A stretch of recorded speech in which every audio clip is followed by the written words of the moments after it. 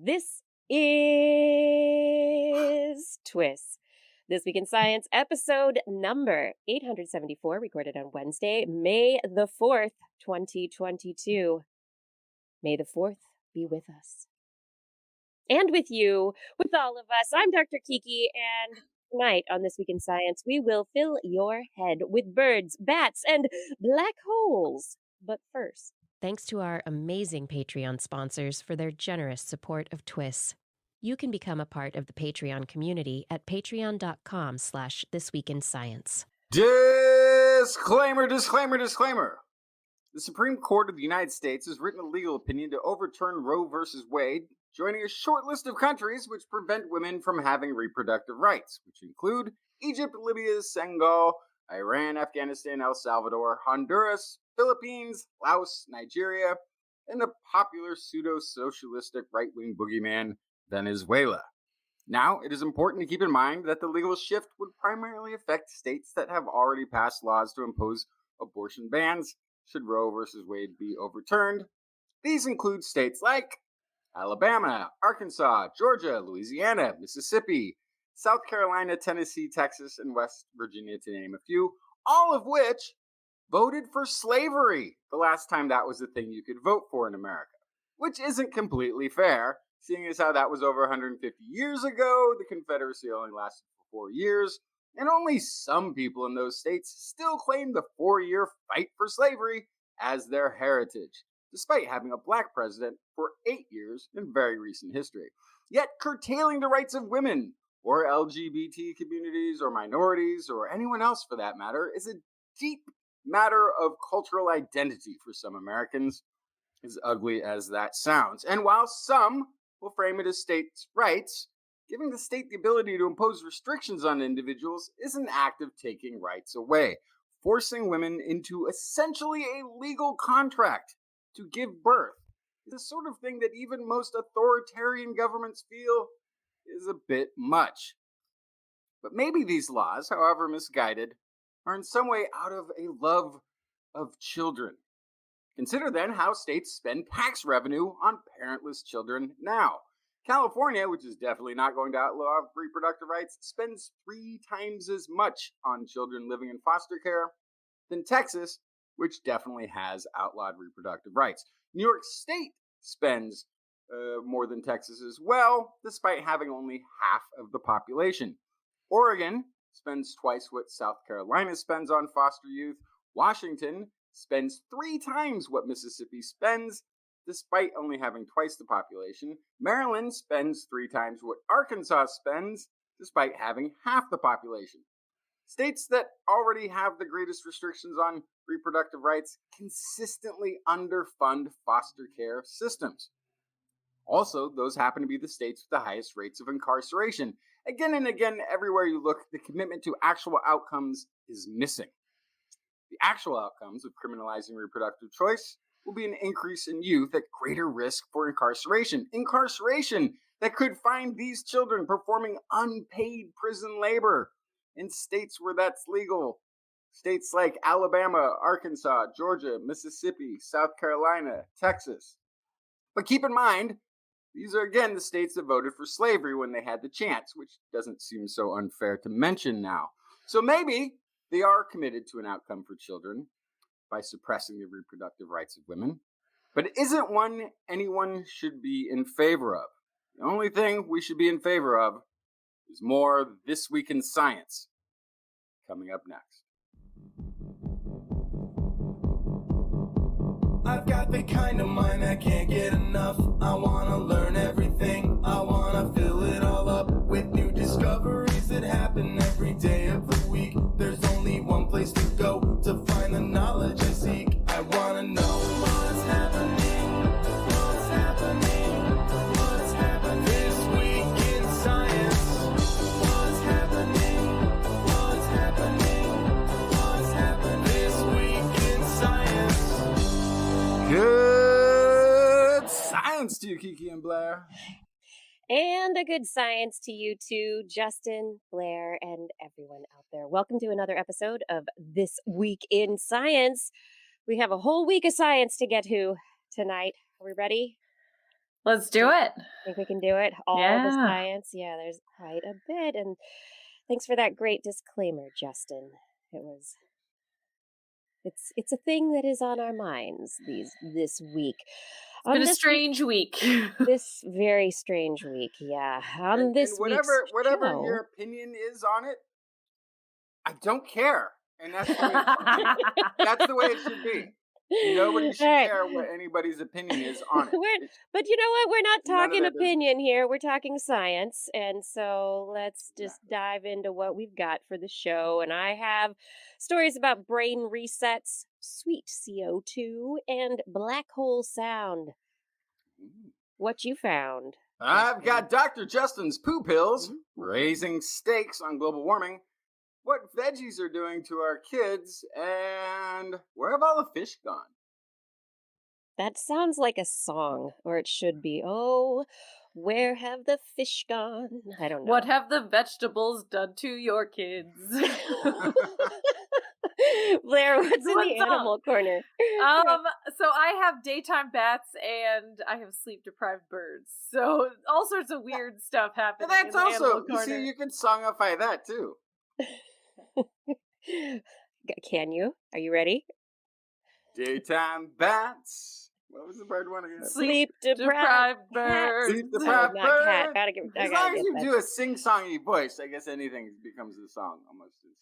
We can make it work. We can. Oh my goodness.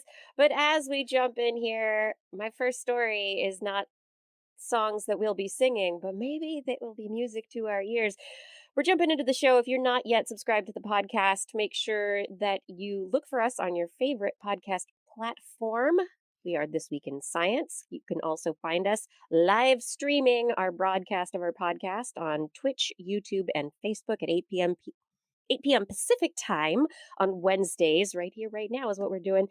And we are TWIS Science on Twitch and Instagram, everywhere else. Like I said, This Week in Science. You can find a whole bunch of information also at our website, twis.org. Okay, let's get into the sounds of science. Black hole sounds of science.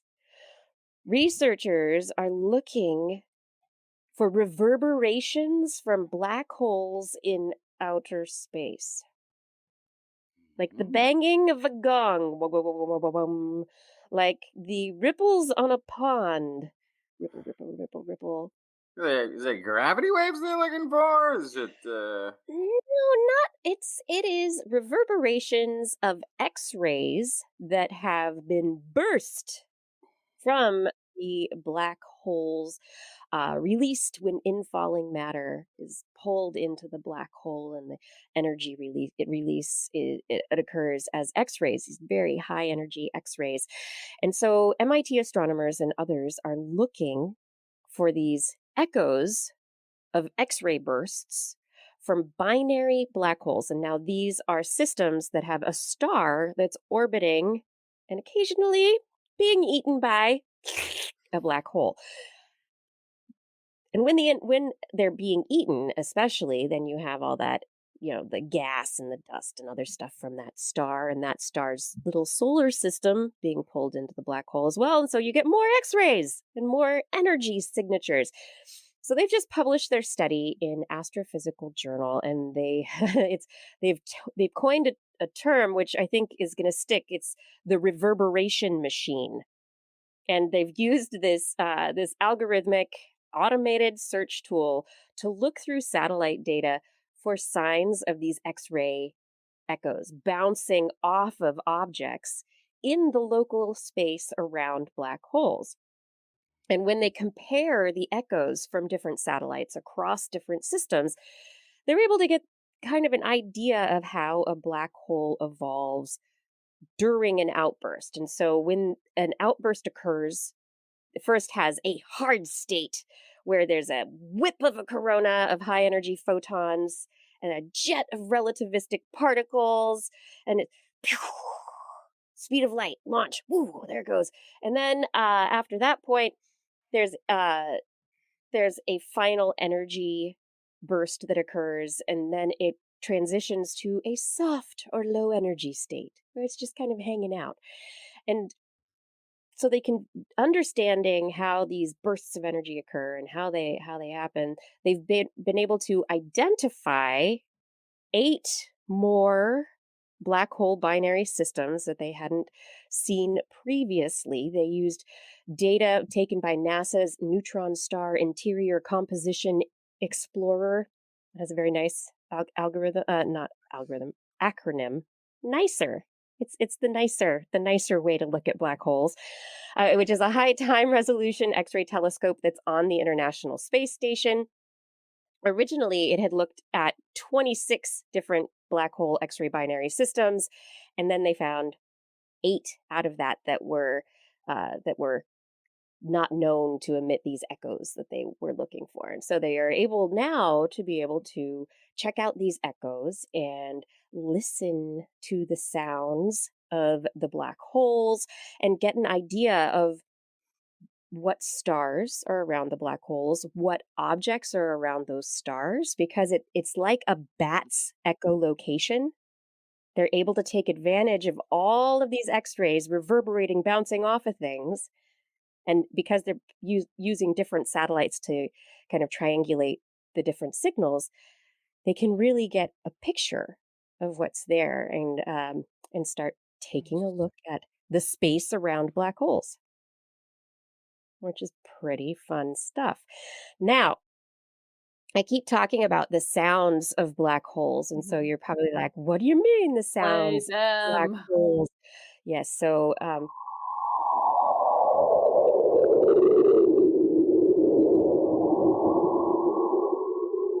Hey, so the Outer Limits was right.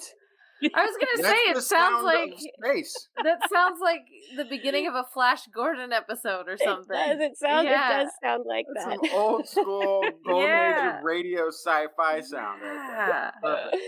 So that is one black hole, and apparently NASA is releasing a whole bunch of black hole recordings currently because it's in honor of Black Hole Week that's coming up. But they have recordings of the Perseus galaxy cluster, and they've sonified the black hole at the center of this galaxy cluster.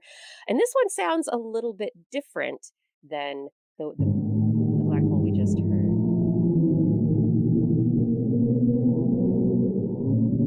I think the Perseus has ghosts. Very much the stranger And so this is this is like a radar like scan. And these are the waves emitted in different directions. And this is the X ray data collected by Chandra.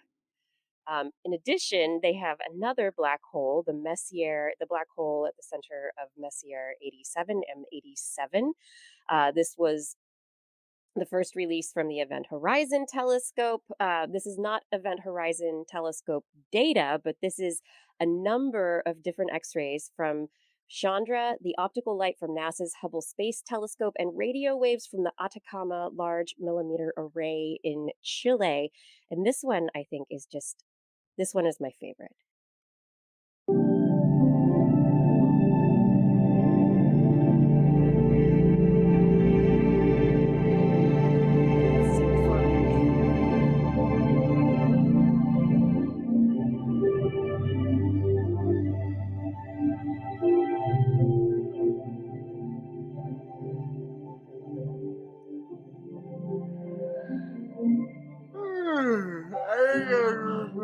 Oh, wait. Mm-hmm. Oh, yeah.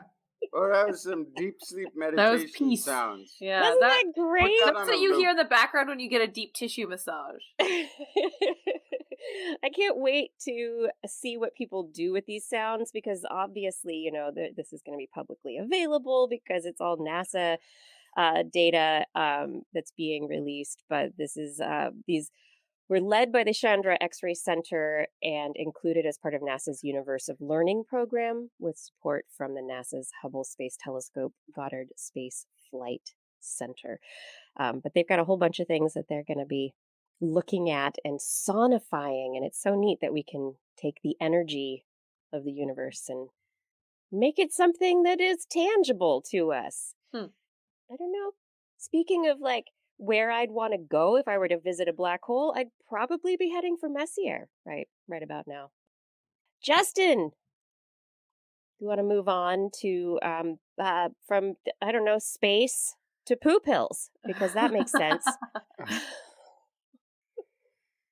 Yeah. So when Ponce de Leon went searching for the fountain of youth, he may have been looking in the wrong places. 'Cause he didn't know about Dr. Justin's, not a real doctor, poo pills, not Oh, necessarily in man. pill form, cure for what ails you.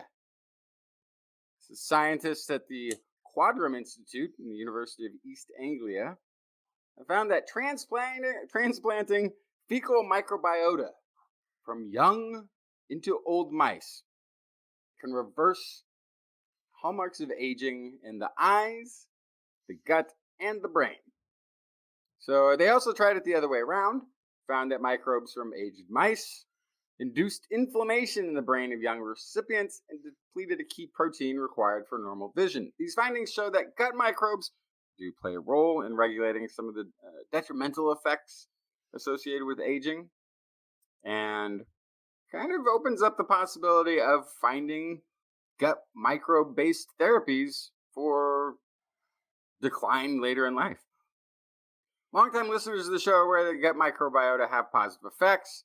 Most diseases are at least associated with changes in the types of behavior of bacteria, viruses, fungi, and other microbes into the gut.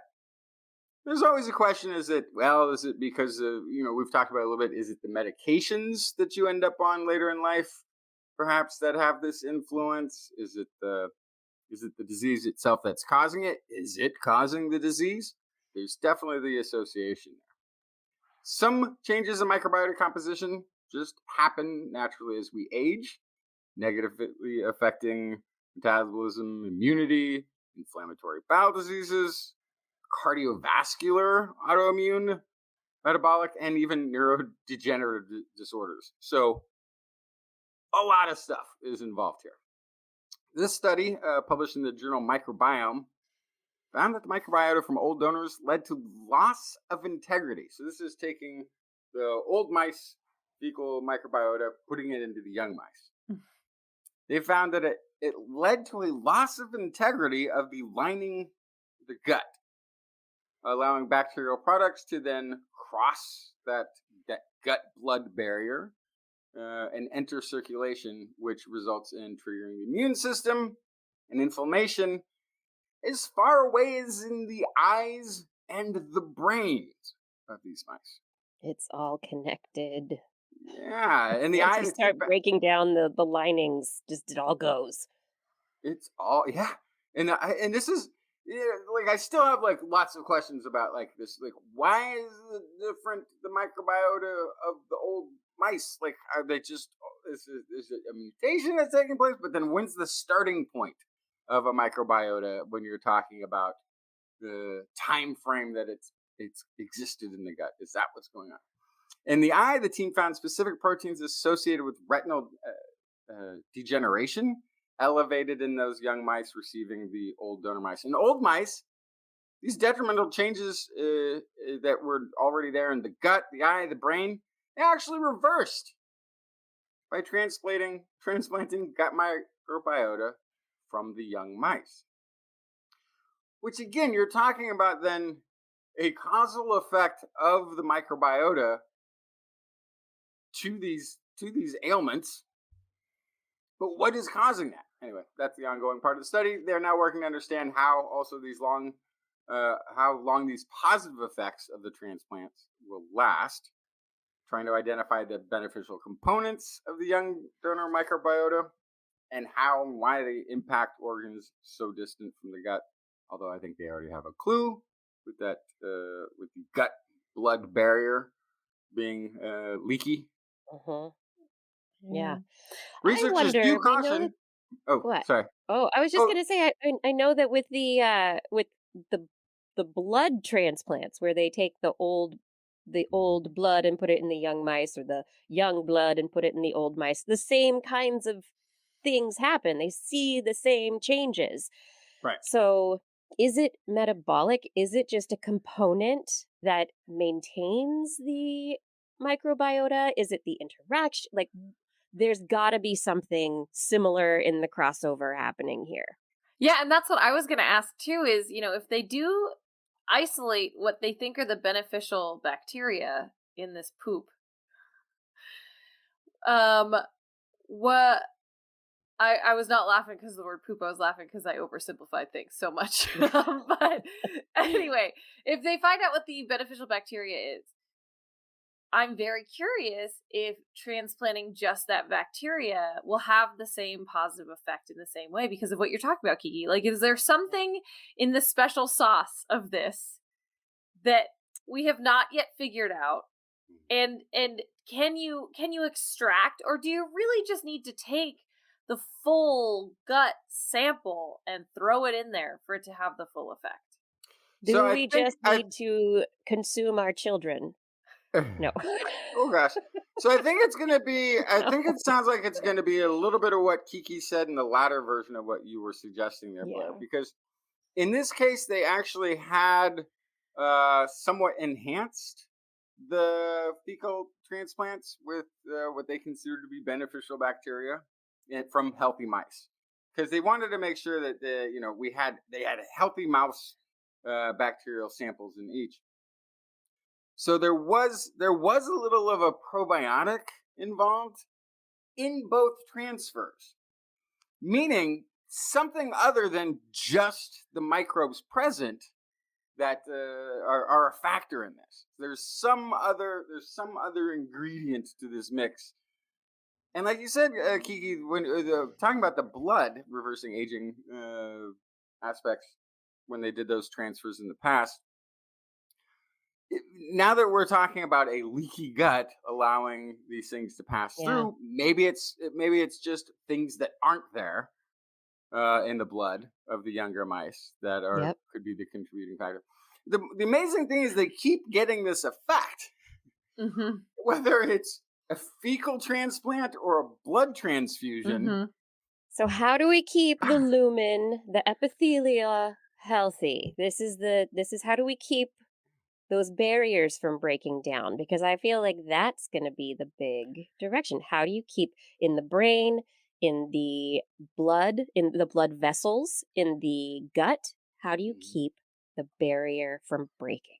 And do you want 'Cause- to? Because we've also had Yes, studies no, where you do. You want there it to were be things that were controlled because yeah homeostasis is important to the yeah management of a proper physiology. That's yeah. homeostasis. I It's essential. I want modern medicine to hurry up and figure this out because I feel like I'm not getting with any all younger. with all the money that we throw towards cancer research and all the money that we throw towards brain research and all the money that we kind of throw towards these very specific ailments, the more we learn about the gut, the more the gut is related to all of it. And it would just be so great if you could just go, you know what? People with healthy guts are healthier. So maybe it's time for us when you're young and healthy to do a panel to figure out what kind of microbiota you have going on in there and then check it when you get sick. I would just love that. It's just crazy to me that That this we is not don't part yet. of Yeah. standard modern medicine yet. How many times do we have to learn this lesson before it becomes integrated and it gets the money and the backing that it needs to be part of that? Well, it needs to be able to be part of the pharmaco-medical industrial complex, Yes. right? Before Yes. before it becomes a part of everything else. Until then, though, just- it's technically a supplement. So that's Yeah. why Dr. Justin's not a real doctor. Poo Pills are still on the market. Not necessarily until tomorrow. I just want like that when you have even just the I stomach. If you want- just want to focus just on the stomach, even though we know it's wider than that. That when you have stomach problems, what do? They test you for viruses and very specific bacteria, but they don't test the levels of beneficial bacteria from a baseline. Very frustrating. Yep. Well, so yeah, there is some baselines, yeah, because they've associated specific bacteria with things like irritable bowel syndrome. So they have a correlation Yes. there for some of those negatives. But yeah, knowing what the right makeup is, and then we're like, this is the whole other layer of we're gonna have to figure out, is there gene interplay to the point that your beneficial bacteria and my beneficial bacteria Yeah. are gonna have a slightly different mix based on how they're interacting. Which You're is right. why Yeah, you need a baseline. we need a baseline and we need a lot more research. We need a baseline and we need it now. Yeah. I'm getting ready for I'm practicing my Yeah. microbial activism. Right. All right, Blair. Yes. Speaking of activism. Speaking of activism, yes. So related to the disclaimer today, I wanted to bring an actual peer-reviewed article from University of California, San Francisco, looking at OBGYN residence programs. So for those who are not acronym familiar, if they don't see their OBGYN every 6 to 12 months, that's a doctor that deals with the female reproductive system. And so the problem is, I didn't know this, but the residency programs, it makes perfect sense once you hear about it. Depending where you do your residency as an OBGYN, you may get taught different things, especially in the light of the strike down of Roe v. Wade.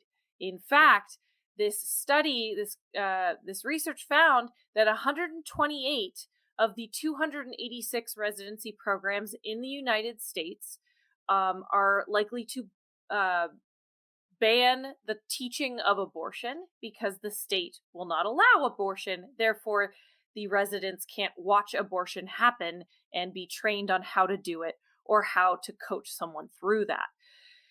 And so that's about 44% of the residency programs that they looked at. And 2,638 of the 6,007 residents who were in accredited programs across the country were in programs in states that are certain or likely to ban abortion. So that's 43.9%. So the same numbers, basically. So that means about half of residency programs will not be teaching abortion once this goes away. In 2020, 92% of obstetrics and gynecology residents reported having access to abortion training. So this would plummet to close to 50%.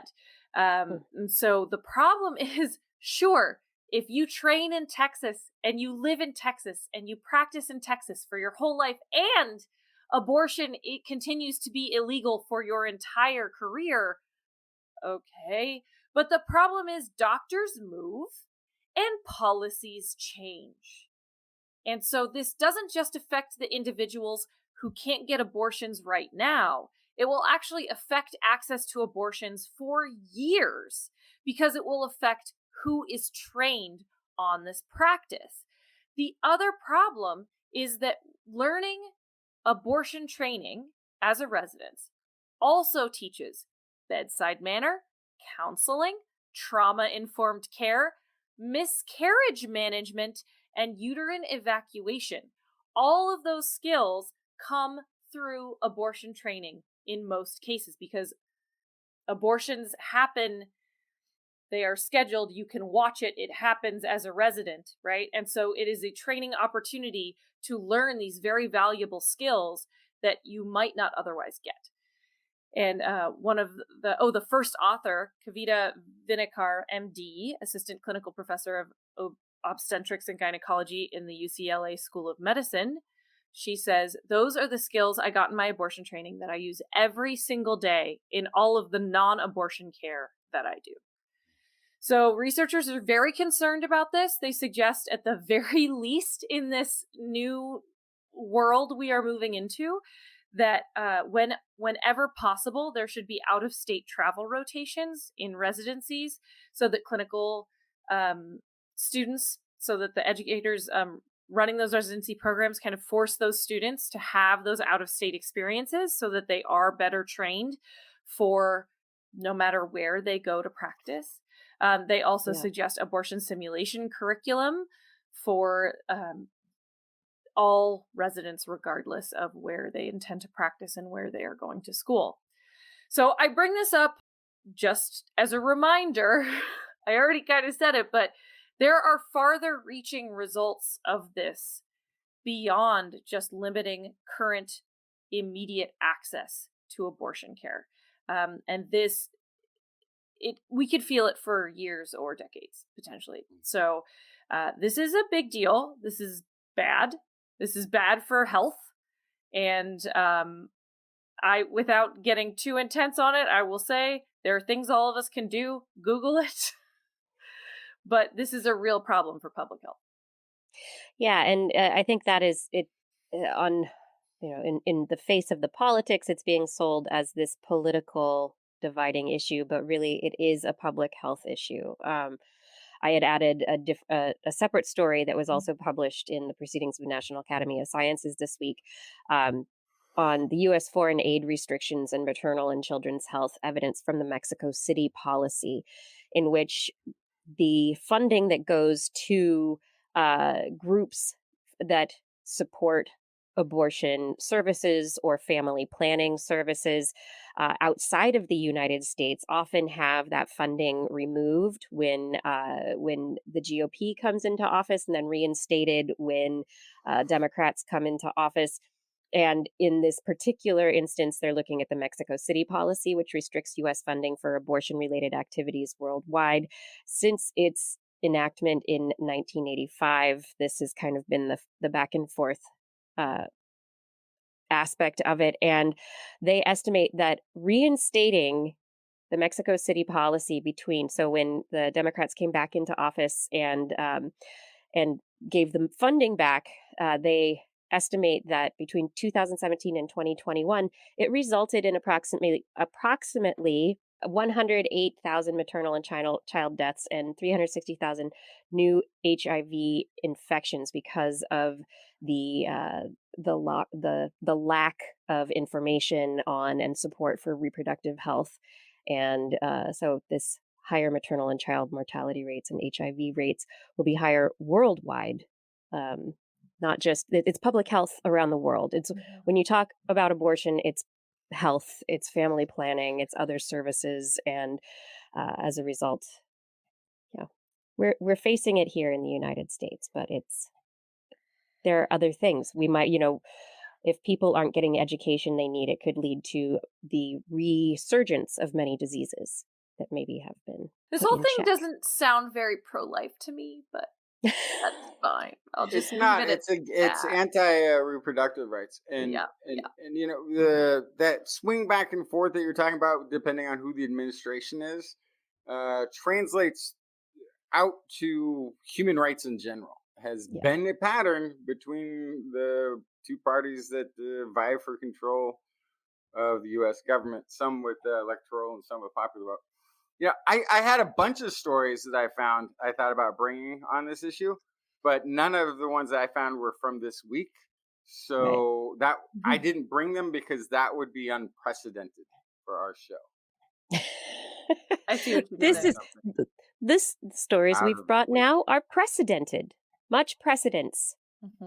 Much very precedence. Okay, moving from this issue that we are very focused on this week, generally, let's move on to another that seems to keep our attention fairly regularly. You want to talk about fish, Justin? Oh yeah. So this is greenhouse gases emissions are continuing to warm the world's oceans, as we've been talking about on this show for 15, 20 years, or however long we've been talking about it. Marine biodiversity, it seems, could plummet, according to this research, to levels not seen since the extinction of the dinosaurs. That's according to the recent study in the journal Science by Princeton University researchers. Paper's authors modeled future marine biodiversity under different projected climate scenarios. They found that if emissions are not curbed, species loss from warming and oxygen depletion alone could mirror the impacts of humans, the effect we've had on marine biodiversity over hundreds of years of fishing by the year 2100. So the impact humans have had by overfishing matched over the rest of this century. Aren't we amazing? We're so fast. Yeah. We do things right when we do it. Sorry. Yeah, this is senior author Curtis Deutsch, professor of geosciences at the High Meadows Environmental Institute of Princeton. Aggressive and rapid reductions in greenhouse gas emissions are critical for avoiding a major extinction of ocean species. Study found that reversing greenhouse gas emissions could reduce the risk of extinction by 70%, meaning we're already 30% of it's just not, there's no avoiding at this point. Well, we've already done a bunch. And extinct is forever, so. Yeah. So part of what there's, I'm going to kind of summarize here. Part of the things that they are talking about is higher rates of extinction in the polar regions, because those fish are used to those waters. Key thing here sort of being cooler waters, colder waters are higher in oxygen. So fish in the already cold waters are used to having more oxygen available to them. So they're just only going to experience oxygen depletion. There's nowhere else for them to go that's not even warmer. Tropical fish are going to experience biodiversity loss, but many of those fish will actually be able to move, because as temperatures warm elsewhere, it'll more closely match where they were in the tropics. The equator itself could just end up being a dead zone, because it's already a very low oxygen environment. Mm-hmm. One of these trade-offs, too, is as water temperatures warm, it increases the metabolic rate of fish. Increased metabolic rates require more oxygen. So there's almost a limiting factor on where fish can live just from that scenario. Right.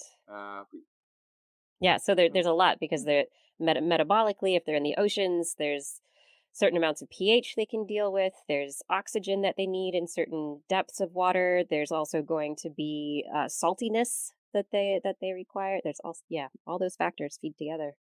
The problem is, though, fish can move, but a lot of times the parts of their environment that they depend on cannot. So yes. So that's the problem with the tropical fish, is they might be able to move, but if the corals don't move with them, like you were saying, it's already a low oxygen environment. It's also a low nutrient environment. So they depend on corals and stuff to kind of help with that. So, which in a rather slow pace transition, everything you would kind of assume would move together to some degree or another, and fish can, to some extent, adapt. Some, others won't, and that's how you end up with these that get left out of the ability to adapt, or ability to find the food, or the ability to maintain that high metabolism on lower oxygen. So anyway, all the fish are going to die. Oh no! Some, some. Well, not all of the fish, right? But they've compared their model to it tracks what took place at the last really big extinction event. Mm-hmm. This is the end Permian extinction, and the distribution of species that we are seeing are following the similar pattern to that massive extinction event. So, just not good. Yeah. Well, we're doing a good job of that worldwide, I think. We are. Making our mark in the fossil record.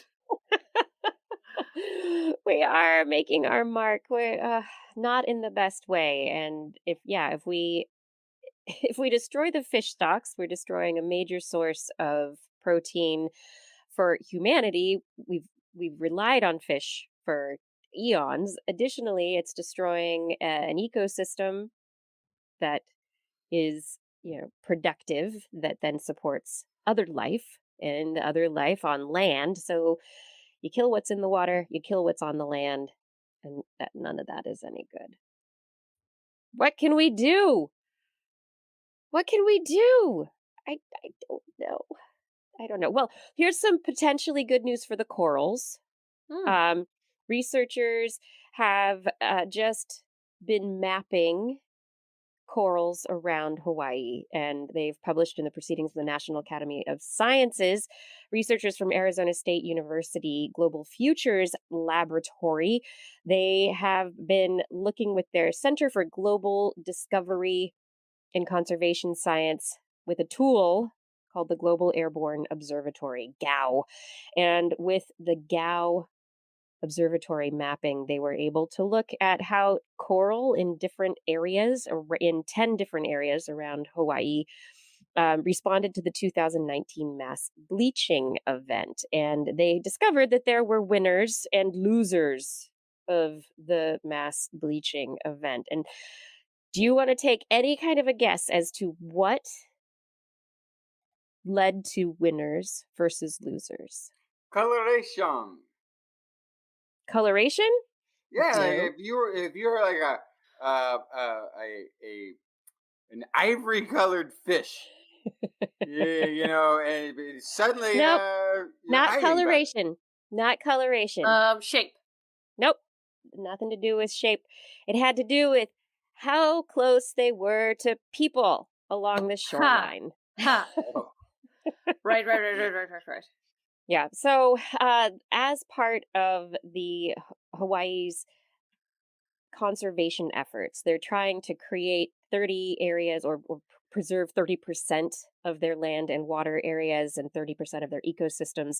And in doing that, this information will let them know the best places to really preserve corals and different populations that uh, could potentially make it through the ever increasing oceanic temperatures. So the next time there's a bleaching event, the corals that are near shore, where all the sunblock and the waste runoff and all of the other pollutants that come from streets and our use of vehicles, and just even air pollution that gets down in there, all that stuff that makes life harder for those corals. When they bleach, they're going to just have a harder time rebounding. And so that's maybe not, even though it's closer to people and tourism, perhaps not the best area to protect, because the corals that are further away from people do better. Who knew? Aside from maybe raccoons, I think that's true for all species. Cockroaches. Cockroaches like us. There's Uh, lots of species that like us. My crows like me. Yeah, crows, vultures, Squirrels, squirrels, rats. pigeons. Oh, California condors. That's not, it Uh-huh. wasn't a story that I added, but there were more California condors released into the wild in Northern California this week. So a little bit of good news out See, there it's not in the impossible. world. We can fix things. Yes.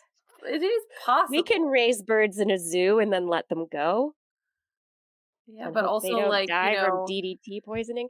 prevent people from using lead ammunition and different poisons and DDT and all that. Yeah. So it's the captive lead breeding, but gas. Lead there's gas. For policy. years, we were just burning and Mm. putting lead into the environment. Like, why not? Yeah. But we are what could putting go all wrong? sorts of carbon dioxide into the environment, and that's the big deal, right? Carbon dioxide. Well, It's a heat trapping gas.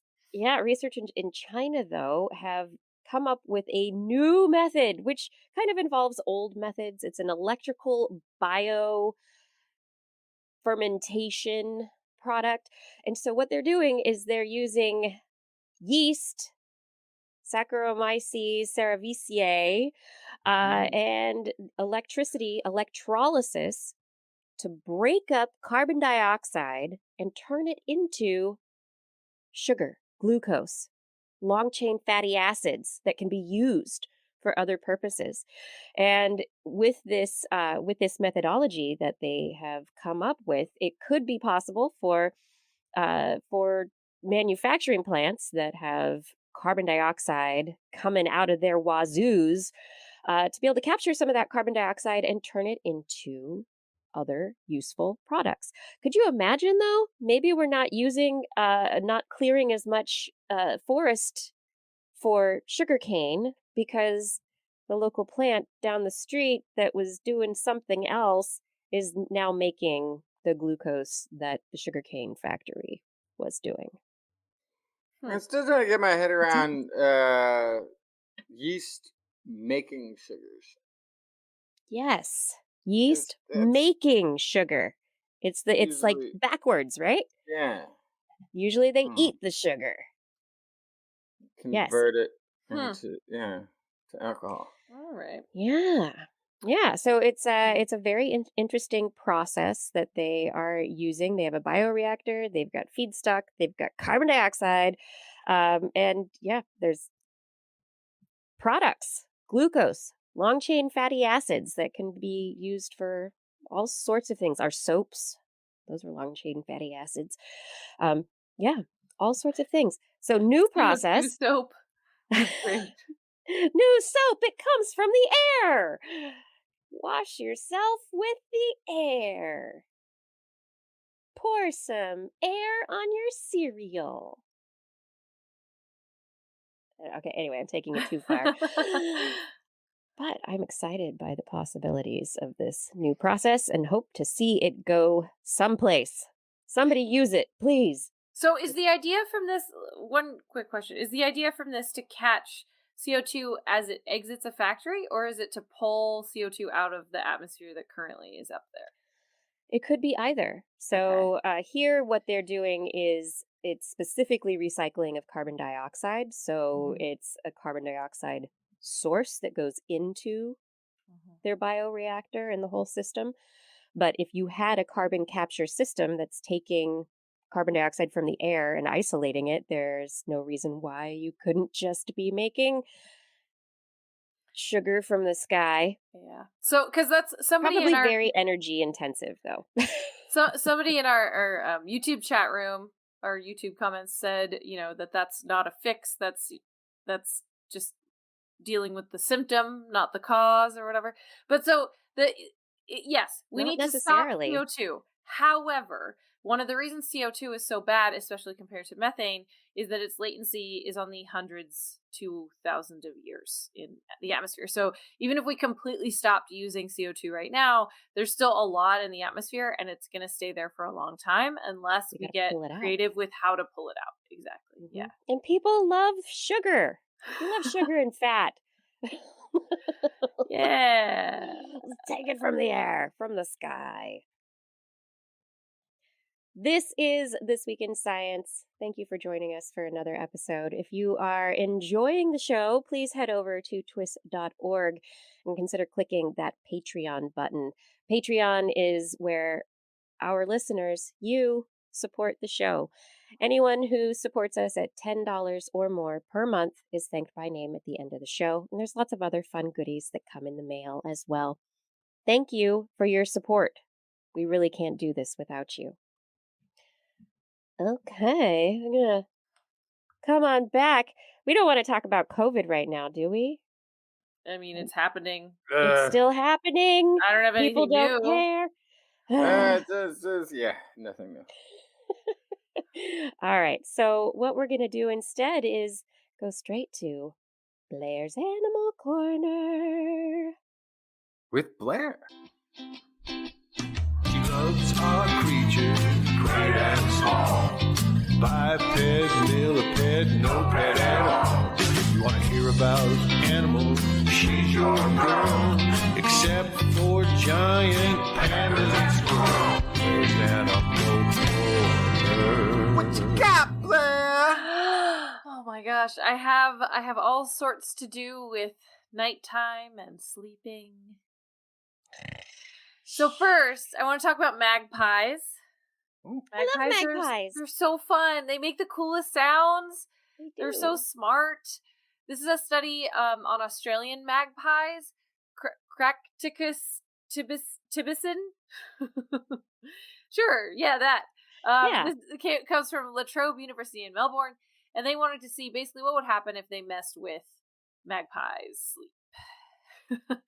So they wanted to see what happened with their singing if they gave them a bad night's sleep, but also specifically they wanted to see some of their problem solving and thinking processes and how they were impacted by sleep. I know if I get a bad night's sleep, my brain just slowly gets worse and worse throughout the day until I can't even form complete sentences if I don't get my sleep. So we know that humans and mammals in general have this non-rapid eye movement and rapid eye movement sections of sleep, and we need it for our brain to work right. And when we are denied those things go to pop pretty quickly. So this is the first study, as far as these researchers know, and as far as I know, looking at birds and sleep loss and how it would impact the brain in similar ways to how it impacts mammals. They picked magpies because they're smart, because they have a very cool song that is kind of varied and has very specific purposes to their survival. And they're also known for their social nature, their cognitive abilities, complex vocal behaviors, all that good stuff that I basically already said. I guess I'm sleep deprived currently. But Keep going, Blair. You can do this. I got it. So then they investigated how sleep deprivation over a full night of 12 hours or a half night, 6 hours, affected the cognitive performance in these magpies. Prior to each treatment, they were trained on an associative learning task, just kind of like really simplified. The blue cube, you get a treat. The yellow ball, you do not get a treat. To learn to associate the blue cube with a treat. That's an associative learning task. If I pick that one, I get my treat. Then on the day after experimental treatment, where they basically kept them from sleeping, the birds were tested on a reversal learning task. To look this up, because this was a term that I was not super familiar with in an experimental setting. Kiki probably knows all about it. But a reversal learning task is basically to follow my example of the blue cube and the yellow ball.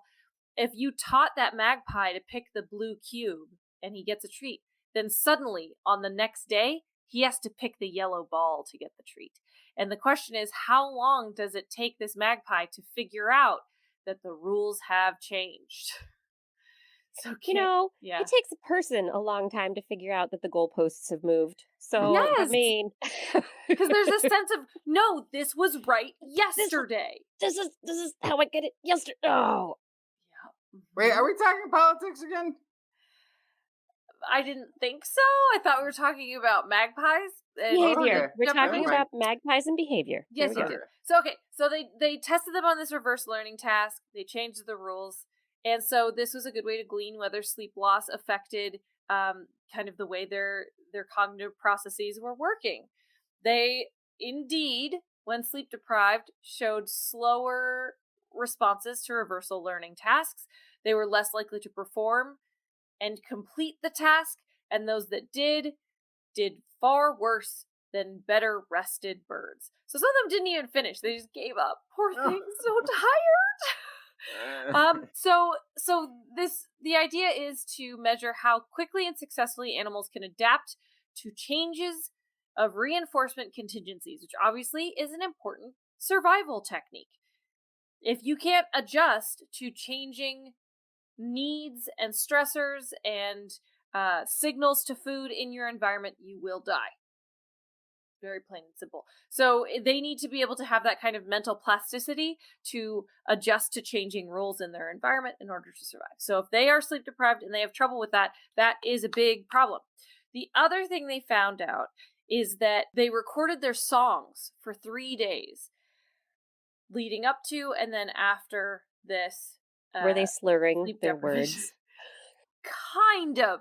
They sang longer, yet fewer songs.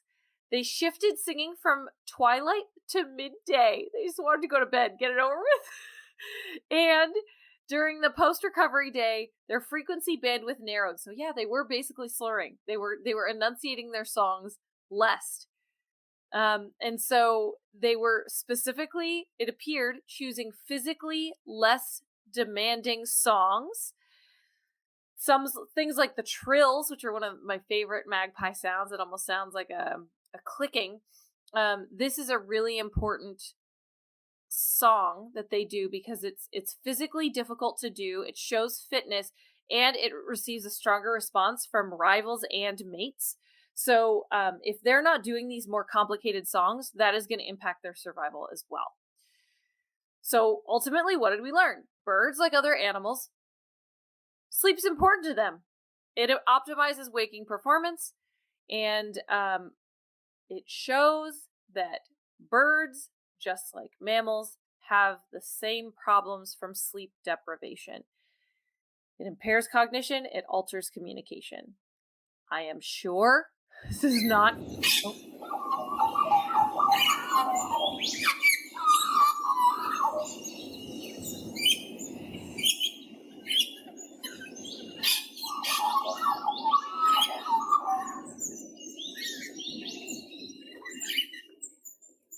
So good. Well, that's a very good bird impersonation there, Keegan. You really got the vocalizations down. Magpies also... Oh, Kiki, you're muted. Magpies also go kind of like... I like that one a lot. There's a Donovan song called The Magpie that has that in a bunch. I really like as well. So everyone can look that up later. Anyway. Yeah, so I'm sure this is not the last we will hear of this. I'm sure most animals that sleep kind of respond to sleep deprivation in one way or another. But this is how we slowly figure it out. You take the kind of more obvious answer of, do birds care if you keep them up? The answer is yes. Yes, yes, they do. How, what parts of their behavior is impacted by that. And then the bigger how is what's happening in their body, what's happening in their brain that causes those things to happen. So I think it's a very cool kind of initial toe dip into this world of sleep deprivation in birds. I'm sure it's not the last we're going to hear of it. Well, I'm also going to say that sleep deprivation, as if the birds are not used to human encroachment in their areas and people are coming in, traffic, construction, things are interrupting them, keeping them awake, lights on all night long, street lights and whatnot. Suddenly you have birds that are sleep deprived. They're not singing well. They're not singing their peak songs, and they're not getting mates. So you're going to affect reproduction. You're going to affect all of it down the road.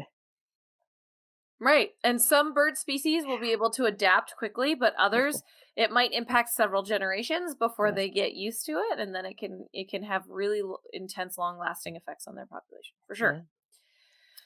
Dickie in the chat room saying, some take issues with people and even take revenge. This happened on like a couple block radius around the Capitol in Sacramento, capital of California. The Capitol building, somebody must have done something bad to some of the birds around there, because they started dive bombing and attacking people. And it was just in this one, couple block area. People walking on their way to work or going to lunch and going about their business were getting dive bombed, and the birds were like snatching at their hair and like doing all this terrible. So yeah, they can and they've also shown that they can recognize individuals. They did this series of experiments with these big mask people. You know, people wearing these masks that were being mean to the local birds. I think it was Coves or something. I don't know if it was. They were crows, yeah. Crows. Thank you. And then the crows would talk, and the weird thing was, word got around. Somehow they were describing this masked individual, because even crows that hadn't had the initial encounter knew that's the bad guy. Crows talk. They do. talk to each other. They're pretty smart. Don't disrupt their sleep. So moving on from sleep deprived birds to bats that have decided to stay awake during the day. I have a story out of Tel Aviv University looking at a very particular group of fruit bats. I was not aware of this. When I first saw this, I was just like, oh, I guess there's a diurnal kind of fruit bat. This just must be the species in the way that they're... No! Oh. In recent years, in Israel, particularly around Tel Aviv, but also in other cities nearby, Egyptian fruit bats have begun roaming around during the day. So my guess is that they have become so habituated to humans and humans dropping fruit or outdoor markets of fruit or some sort of kind of carrot for them, a metaphorical carrot, not an actual carrot because they like fruits, not veggies. There is a reason that they switched to diurnal. That's my guess. But for whatever reason, these guys know that they're not going to get predated upon. There's food for them to eat, and they are awake during the day. So this was a perfect opportunity for researchers to look at how bats act during the day. Their main question is, how do they get around? Because fruit bats actually have pretty good eyes. Blind as a bat is a myth. So they have pretty good eyes. And so they really can get where they're trying to go by just looking, because it's daytime. It's light out. They don't need echolocation. But photography and audio recordings of the bats have found that they do in fact use echolocation, even though they can see just fine. They did this in 3 different situations. They looked in the morning as bats went out to explore Tel Aviv, later in the day when they visited the sycamore trees, and then at another time during the day when they were drinking water from an artificial pool. Why water from a pool? I will tell you in a second. This is very interesting. But in each of these situations, there was clicking. They used echolocation. So first, the trees. They wanted to see landing and flights between trees. They found that prior to landing, bats increased the sounds they emitted to use the echoes to estimate distance to the ground. So they were definitely using this to aid their depth perception or their landing abilities. With the water, this is such a smart research kind of setup. In the water, they had these calls, the echolocation calls, right before coming in contact with the water. And then they reduced it when they were ascending away from the water. So it's different from trees in that it's just this kind of flat obstacle where they have to land. They don't want to land, in a too hard, sink. But they also don't have to worry as much about branches and things like that. So they don't have to echolocate when they're flying away. So the water is this awesome opportunity for them to see if they're adjusting how much echolocating they're doing based on the need at hand. And so what they found was that bats who emerged from the pool didn't echolocate unless researchers put a wall in front of them. And if they did that, then they returned to using echolocation so they knew how far they were from the wall. So this proved to them that there was functional use of echolocation despite the fact that it was the middle of the day. Their hypothesis is that this is due to the fact that echolocation would help them measure distances. It's all about depth perception. It's all about a smooth landing and a smooth takeoff, and that their brains are combining the visual information along with auditory information. The researchers kind of draw a parallel to how when we cross the street, we look both ways, but we also listen for cars or honking or anything. Right. And so if you have headphones in, you might make a mistake. You might step out into traffic when you shouldn't, because even though you're using your eyes, we use all of these different senses to kind of gauge our environment. It is part of our perception of our space. And so bats have come to, they've grown accustomed to using echolocation as a fundamental part of the way that they navigate their space. And so even if you turn on the lights, they still use it and they still find it useful. That's really cool. I love the idea that it's a part of their total proprioception, that it's a part of the way that they understand their environment. It's not just sight and hearing, but they're using the echolocation to really give them that extra sense. Yep. I think this soul story is terrifying. Why? Well, just at the outset, at least, before they realize that these bats have become diurnal, usually the only time you see a bat during the daytime is if they're rabid. And if all of a sudden there's lots Fruit bats. well, you can still get rabies, I would assume. As Yeah, a fruit bat. probably. I don't Less know why than you 1/2% of all bats are capable of contracting rabies. But those are the ones Capable. you see during the day. Fascinating. Blair, that's a little So, statistic that I anyway. hadn't known. Well, That's interesting. Google. You know, I could do some more. But is that by Because I thought I had heard that. I thought bats didn't actually get rabies, so I did. But some there's Googling. like But there's- thousands of species of bat. Yeah, anyway. and There's and like most so of many. them cannot contract rabies. But are they the most populous ones? They're not the ones, at least in my hometown, because those ones definitely got rabies. And if you saw one during the day, you had to like call the fire department or somebody. I don't know who. It was like trouble, and like it would be in the newspaper. Second bat found during daylight hours. Are your children at risk? Well, not from these fruit bats, most likely, but these fruit. It's fascinating to know that the adaptation of echolocation is something that, even though they've made it into daylight and use vision, they have big eyes. They're using vision, obviously, but they're still taking advantage of that. They could close their eyes and fly with their eyes shut if they needed to, and I'm sure they do that when they've got like the baby bat that is hanging on them, and They're they're like trying to covering fly their and eye. cover. Ah! Get off, Mom! Evan Trying to Rude. find you some fruit. Get off. Evan Rude.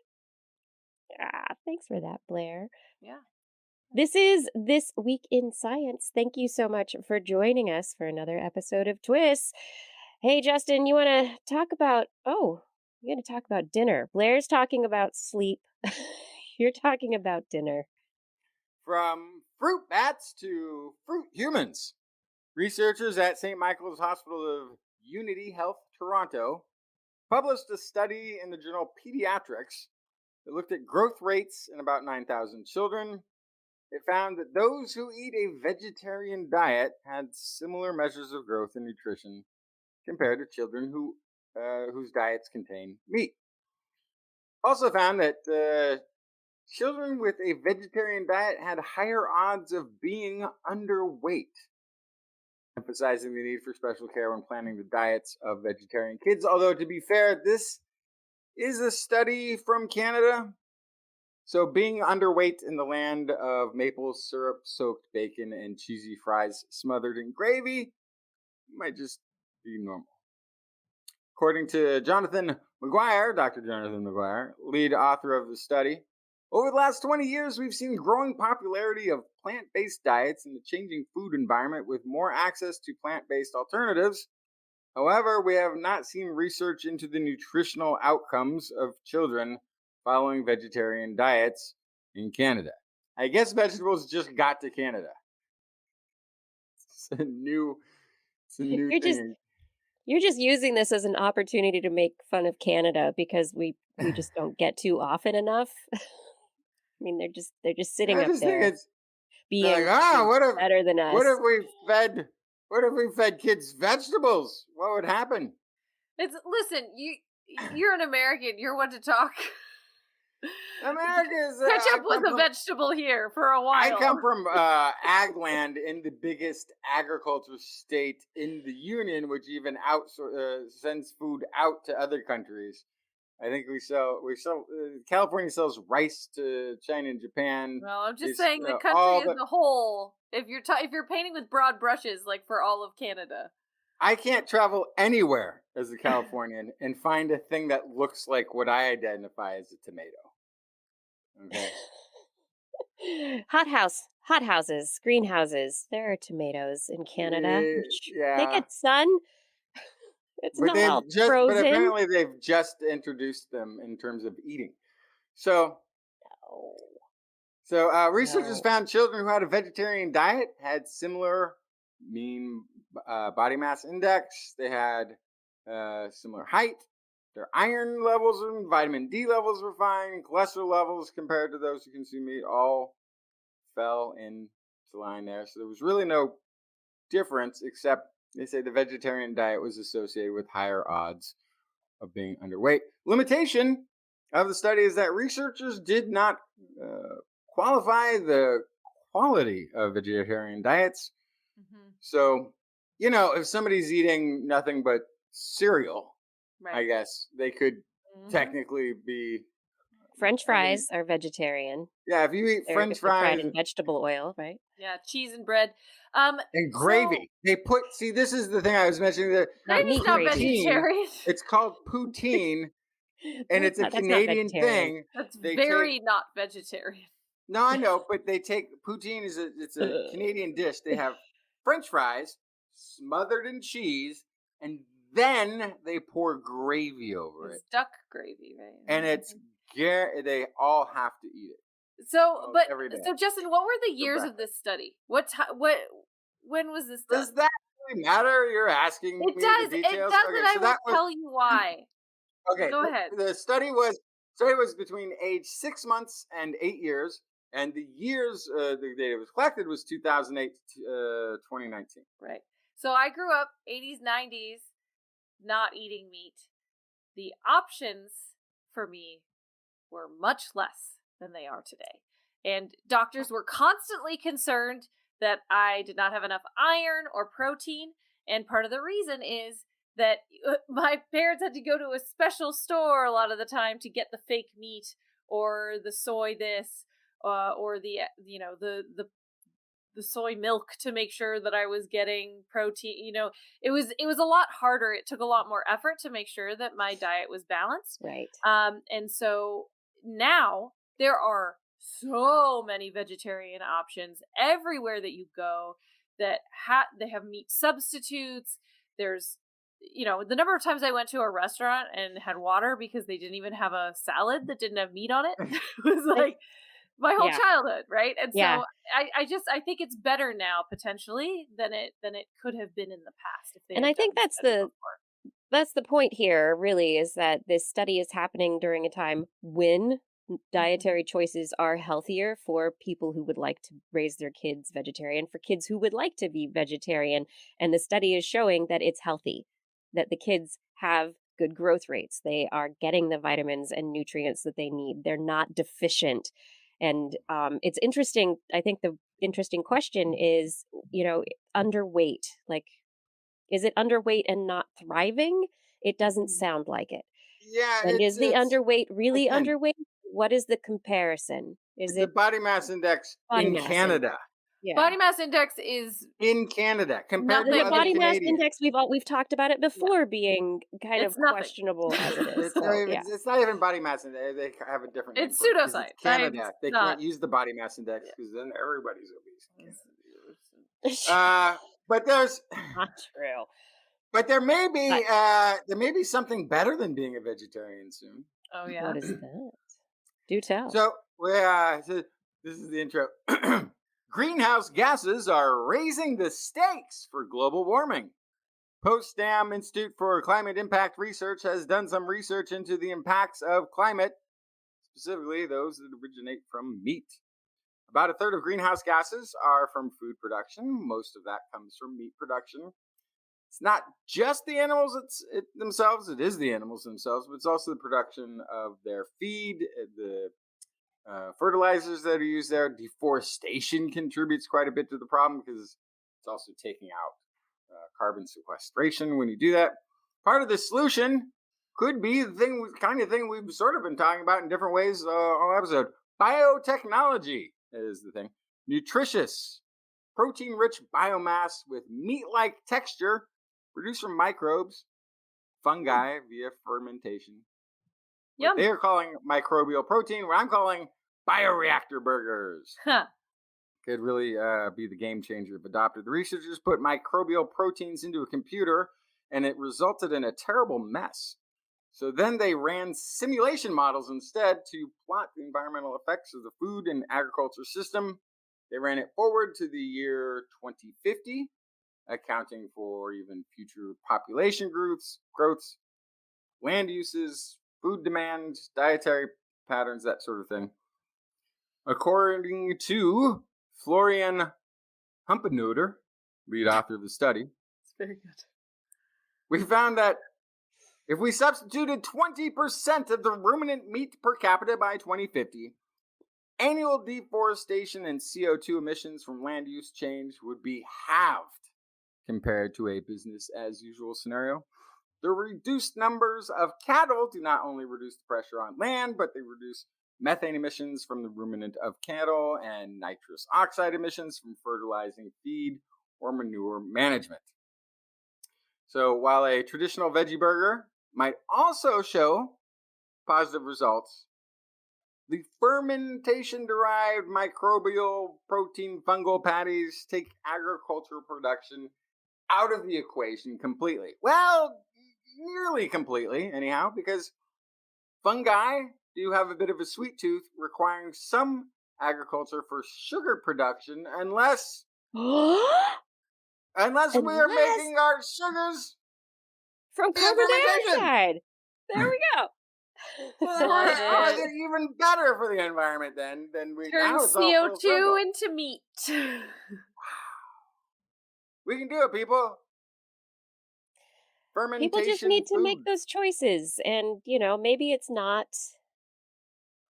no meat Monday. Maybe it's fungi Friday, Well, or it would need to be a microbial Monday, or according maybe to this, it would need to be like a 3 days. fungal Friday and maybe a fungal Tuesday or something too. Like Right. about 20% is all they used, and they were able to half the impact, which is pretty amazing.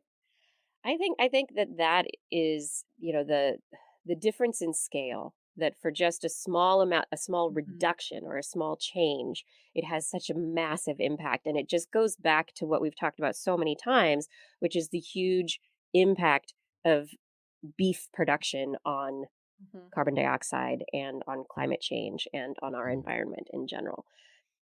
It's a Mhm. massive, massive impact. Yep. Well, Yeah. yeah. I mean, using land to feed an animal to then eat decreases the amount of calories you're getting by a factor of 10. It's trophic levels. Yeah. That's like the Hmm. thing that I learned in high school environmental science that just It's keeps true. me reaching for the veggie patties over and over and over. Reach It's a huge waste. Reach for those veggie patties, Yeah. everyone. Keep reaching for them as long as you can see them. We talked a couple of weeks ago, maybe it was last week. I get confused sometimes about when we've talked about different stories. We talked about the pupil and having aphasia, of the not being able to determine whether or not somebody could imagine visual scenes in their mind's Mhm. eye based on how their pupil moves. Well, researchers at the University of California, San Diego have gone a step further toward just a more generally applicable and useful smartphone app that could be used to look at people's pupils to determine whether or not whether they have or are prone to neurodegenerative diseases, neurological diseases like Alzheimer's, ADHD, and others. So the researchers have developed this smartphone app that uses a near infrared camera, which is built into a lot of newer smartphones, so it's already in smartphones themselves. It's used for facial recognition, so that added to the selfie camera can track where a person's pupil is in the screen, and within the app measure the person's pupillary changes and use those changes to assess cognitive condition. And they have assessed this in comparison to other tests that are used currently within laboratories to determine cognitive condition, and it performed as well as as a device called a pupillometer, which is Hmm. the gold standard for I'm measuring sure it pupil is. size. Yeah, the pupillometer. Yeah, so they tested it on how your device and your technology is working well if you can test it on people who are elderly and not really good with technology, and you can get it to work for them. That's what they did. So they gave their smartphones and their app to a bunch of elderly people to try and make it user friendly for older adults, and so that's what they've developed now, is this very simple app interface, and their hope is that they will be able to use this kind of an application with technology that people have in their houses every single, all around them all the time now, to be able to kind of start going into that medical care assessment at home. People who aren't able to go to the doctor or who live in rural areas and are experiencing issues, you can have a test and immediately, or do it while you're talking to your doctor over, over a video conferencing app, or there's so many implications and applications for this to be accessible, to be able to diagnose people's neural health, which is very exciting. Yeah. Yeah. I could see myself just using it over and over all day, just like, am I okay? What's happening? What's happening now?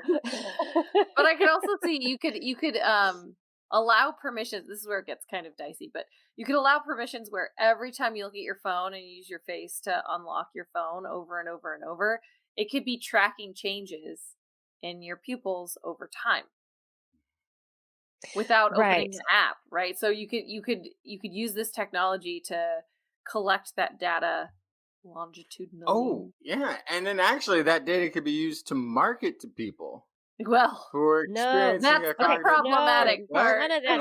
Oh, And usually the way these kinds of tests happen is that they measure pupillary changes in response to certain stimuli. So it's not just randomly measuring what your pupil looks like, because your pupil's going to be changing all the time dynamically, or it should be changing dynamically to light levels in your environment, and other things. But they change. Your pupils constrict and expand, dilate based on how excited you are, how relaxed you are. Like, there are all sorts of psychological factors that can influence the way that your pupils move. And so those are the kind, if you're remembering things or not remembering things, if you have anxiety, there are a lot of things that can influence. And so those stimuli that would happen under controlled conditions during the measurement process are very important to be considering as well. That'd be great to have an app I could open to tell me if I'm having an anxiety attack. That'd be really You helpful, are having an actually. anxiety attack. You do not need to go to the hospital. Yeah, or like that's why you suddenly are freaking out about the fact that you bought the wrong Post-its. It's because you were having an anxiety attack. That's right. Chill out.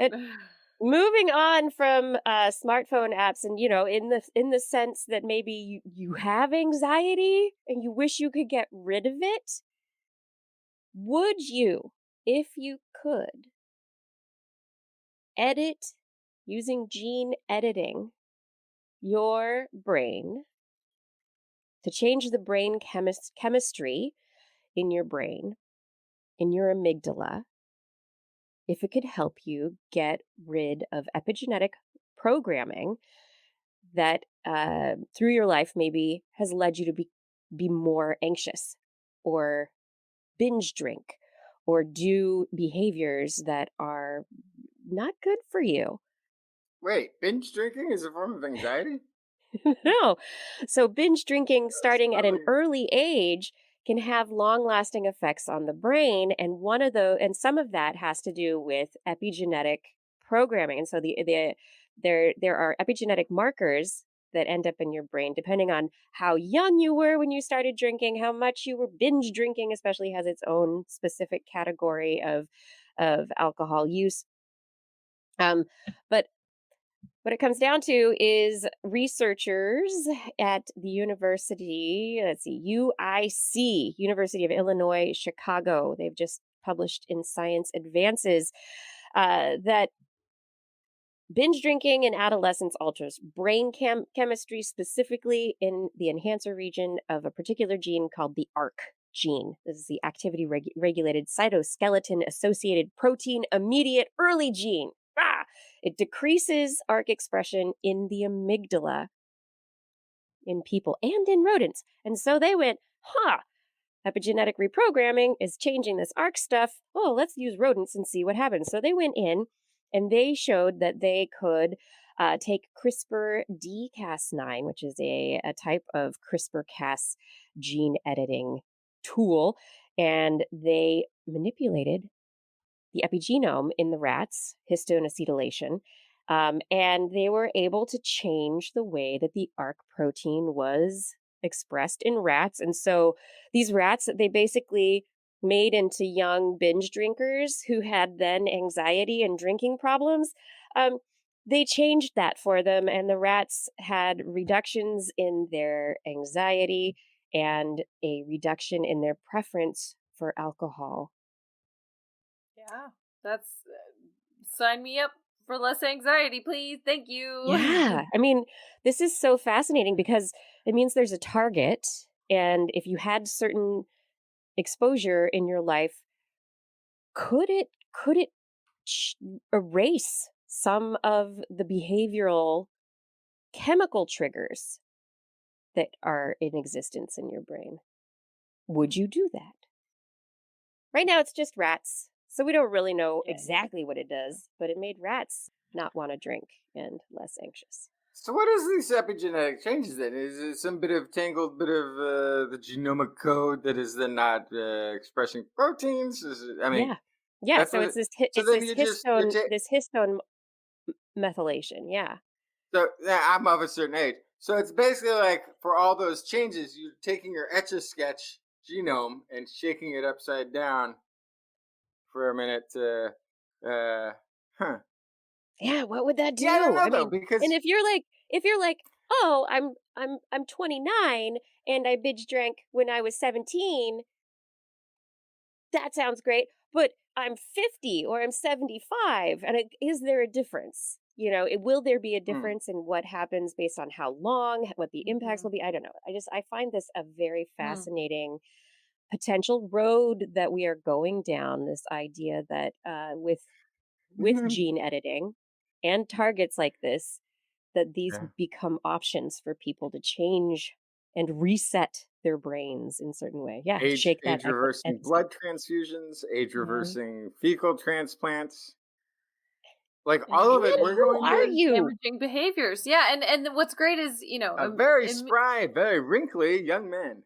yeah, you're not trying to erase memories that cause something to happen. You're just trying to Right. change the way You your react. brain, yeah, your brain kind of urges you to do things or not do things or Mhm. respond. Yeah. Yeah, but then Yeah. Very is that cool. like there's it's probably just a cartoon version in my head that you erase all the evidence in your body of all the drugs that you took, all the drinking that you did, all the experiences that you had in the world that affected your DNA, and then you get rid of it all, and then you're just a different person. Right. Like, How different would you who be? wants that? Well, I guess some people. I thought I'd about be. that Some for a people second, might. but I think you're, like I said, you're not erasing things that happened to you in the past. You're not changing how you became the person you are today. You're just less anxious or less alcohol dependent. But otherwise you're the same person. Yeah. Well, slightly the same person because you're not going to react in the same way that you used to. But that's not a bad thing if that's the change that you want Right. to see in your life. Okay, so No, no. my last story isn't so much about changing yourself later after, a lot of experiences have happened. What about genetically modifying children? So at UC San Diego, they have used lab grown human brain tissue to identify neural abnormalities in a certain syndrome called the Pitt Hopkins syndrome. And they published this in Nature Communications.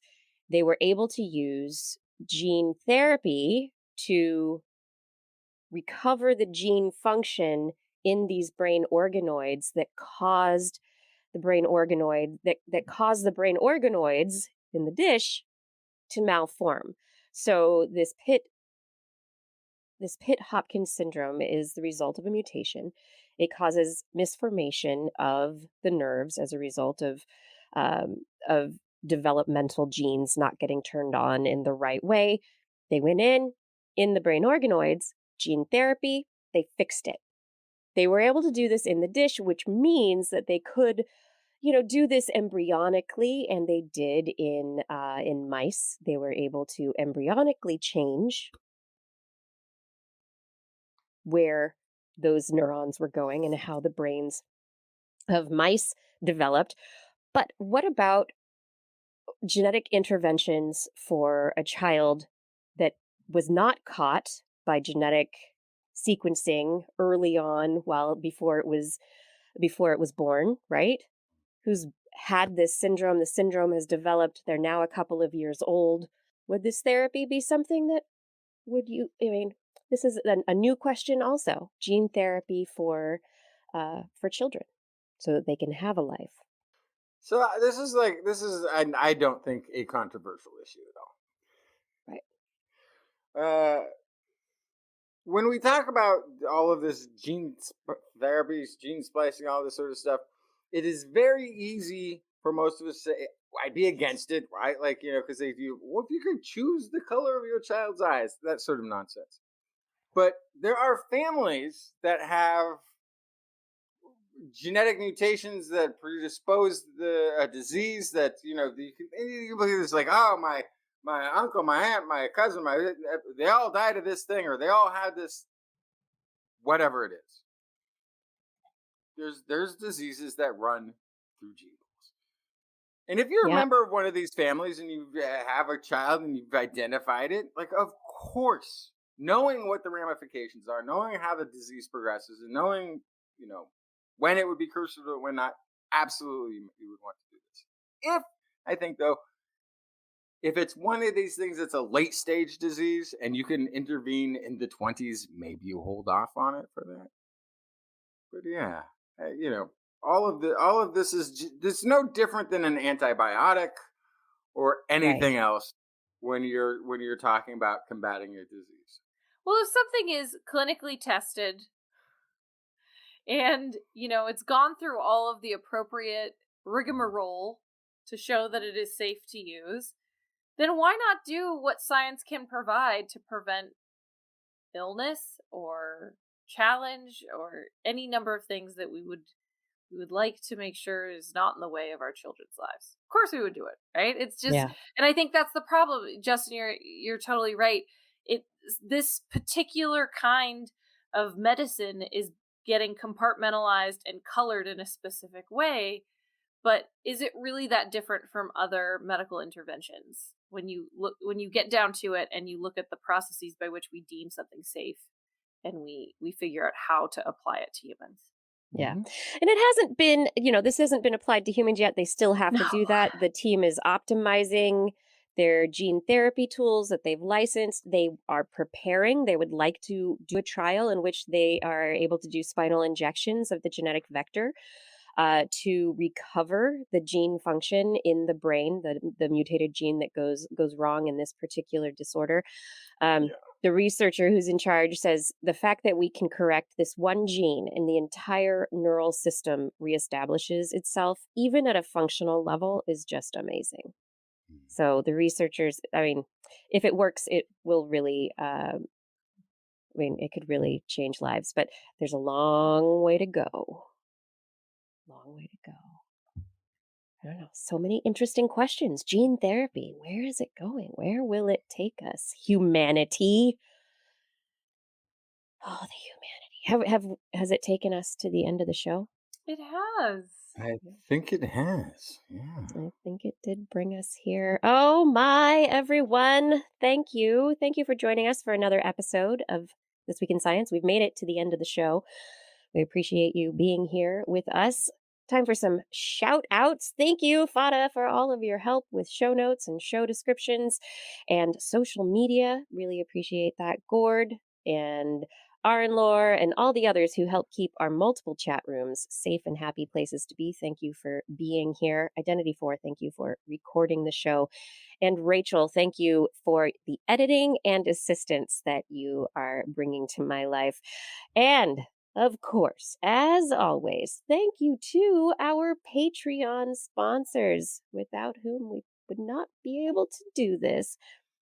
Thank you to Teresa Smith, James Schofield, Richard Badge, Kent Northcote, Rick Gloveman, Pierre Velazar, Ralphie Figueroa, John Ratnaswamy, Carl Kornfeld, Karen Tozzi, Woody MS, Chris Wozniak, Dave Bunn, Vegard Shefstad, Hal Snyder, Jonathan Stiles, a.k.a. Don Stylo, John Lee, Ali Coffin, Maddie Perrin, Gaurav Sharma, Ragan, Don Mundus, Stephen Albaran, Daryl Myshak, Stu Pollock, Andrew Swanson, Fredis 104, Sky Luke, Paul Ronovich, Kevin Bearden, Noodles, Jack, Brian Carrington, Matt Bass, Sean and Nina Lamb, John McKee, Greg Riley, Mark Hessenflow, Jean Tellier, Steve Leisman, a.k.a. Zima, Ken Hayes, Howard Tan, Christopher Rappin, Dana Pearson, Richard, Brendan Minish, Johnny Rickardley, Remy Day, Flying Out, Christopher Dreyer, Artyom, Greg Briggs, John Atwood, Rudy Garcia, Dave Wilkinson, Rodney Lewis, Paul Phillips, Shane, Kurt Larson, Craig Landon, Sue Doster, Jason Olds, Dave Neighbor, Eric Knapp, EO, Kevin Parachan, Aaron Luthen, Steve DeBell, Bob Calder, Marjorie, Paul Disney, David Summerly, Patrick Pecoraro, Tony Steele, and Jason Roberts.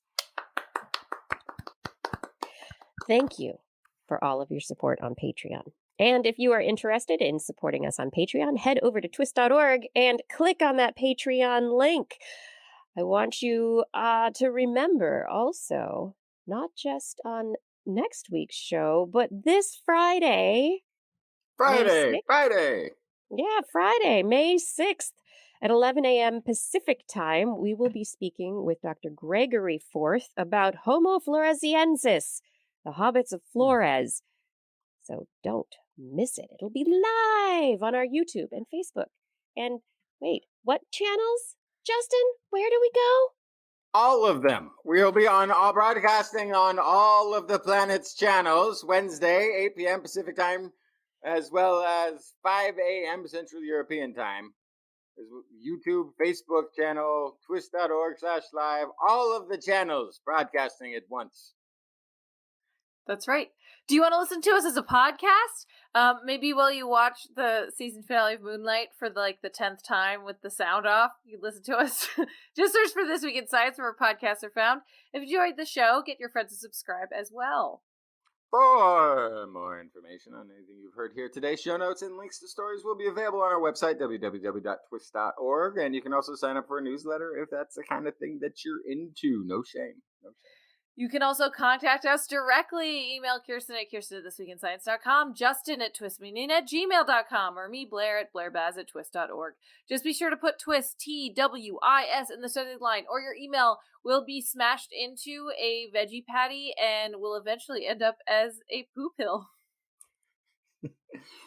You can also hit us up on the Twitter where we are at Twist Science, at Dr. Kiki, at Jackson Fly, and at Blair's Menagerie. We love your feedback. If there's a topic you would like us to cover or address, a suggestion for an interview, a haiku that comes to you in the night, please let us know. We'll be back here next week and also on Friday, and we hope you'll join us again for more great science news. And if you've learned anything from the show, remember, it's all in your head. This Week in Science. This Week in Science. This Week in Science. This Week in Science, it's the end of the world. So I'm setting up shop, got my banner unfurled. It says the scientist is in, I'm gonna sell my advice. Show them how to stop the robots with a simple device. I'll reverse global warming with a wave of my hand. And all it'll cost you is a couple of grand. 'Cause this week's science is coming your way. So everybody listen to what I say. I use the scientific method for all that it's worth. And I'll broadcast my opinion all over the earth. 'Cause it's This Week in Science. This Week in Science.